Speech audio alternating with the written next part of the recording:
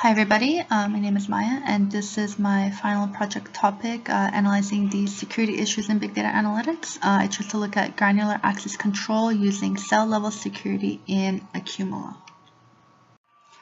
So a small introduction to Accumulo. Apache Accumulo is a highly scalable structured store based on Google's Bigtable.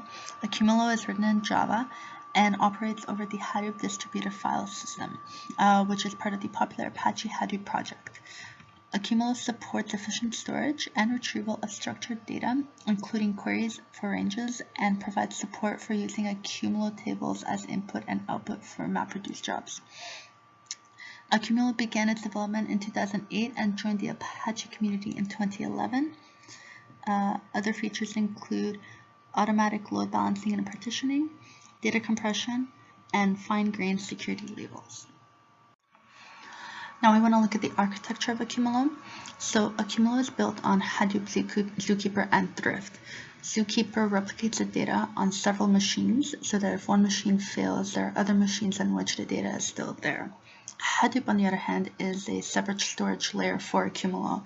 So everything gets stored there while Accumulo is able to juggle the other responsibilities that it has in terms of the tables that it's using at the moment.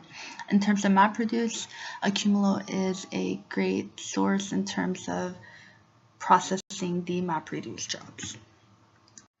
So the data model for Accumulo is a multidimensional key store.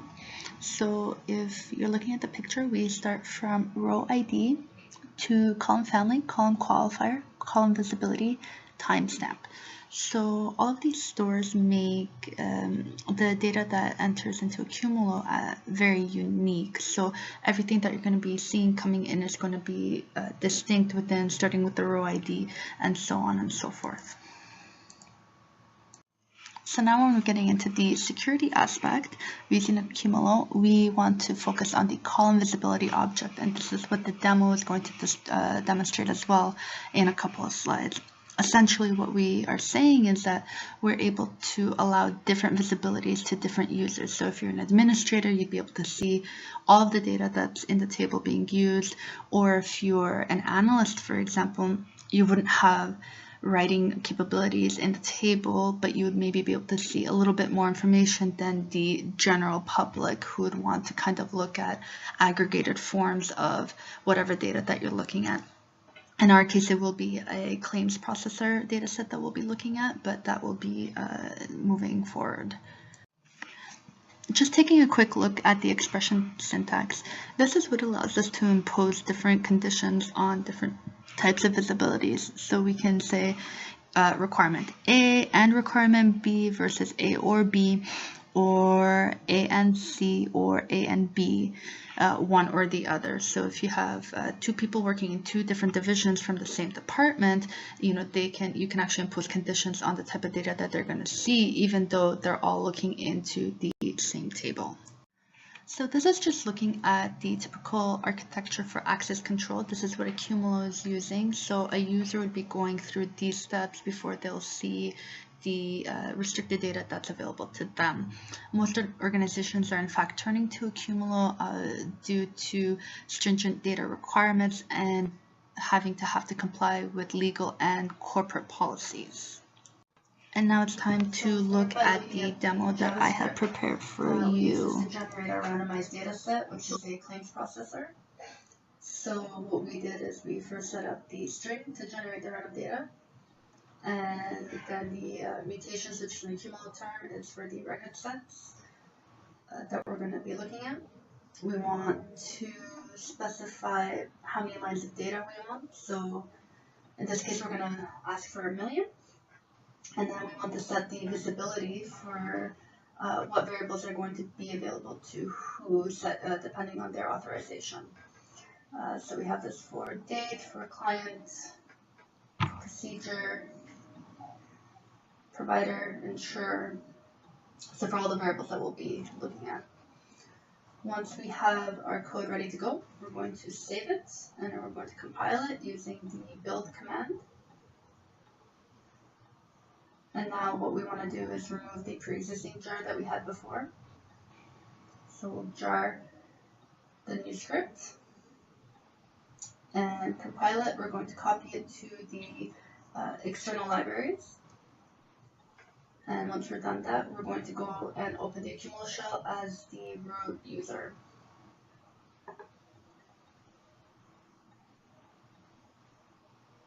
So once we're in, we want to look at the tables that we have. So we already have insurers and records. What we want to do is we want to delete them. So we're going to start with deleting the insurers table. And then we're going to delete the table records. And once we're done that, we'll quit the shell. And we're ready to run the program. So we want to run our JavaScript, our jar file. We have to specify the Accumulo instance, and then the zookeeper instance,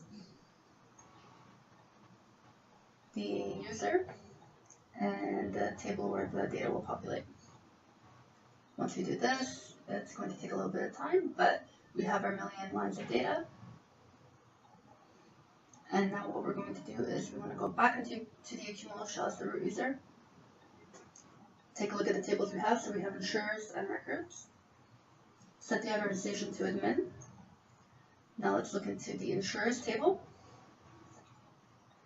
Scan. And now this is what populates. We have the rank and the name of the insurer available to an administrator who would be looking at these tables. Now let's switch to the records table. And without setting an authorization, scan it. After a bit of time, we see that Accumulo did not scan anything, is not showing anything to us. It's because we don't have an authorization set. So now let's change that. Let's set an authorization. We want to look at the table as public. Hit scan.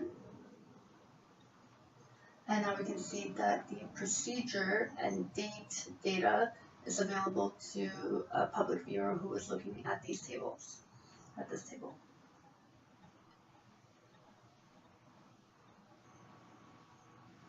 Now let's switch an authorization. Let's see what somebody else can see. So let's look at a specific insurer, what they would be able to see by looking in the records table. So we type in the insurer name,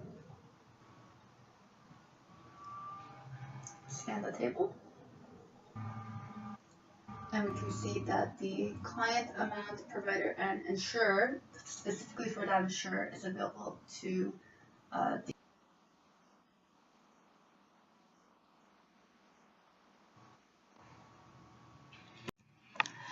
So that was a demo.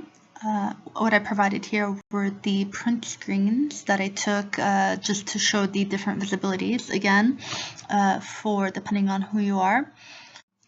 As we see here, we have two different insurers, and so all the data that's being populated is actually different because each insurer is able to only see the data related to them, not to anybody else.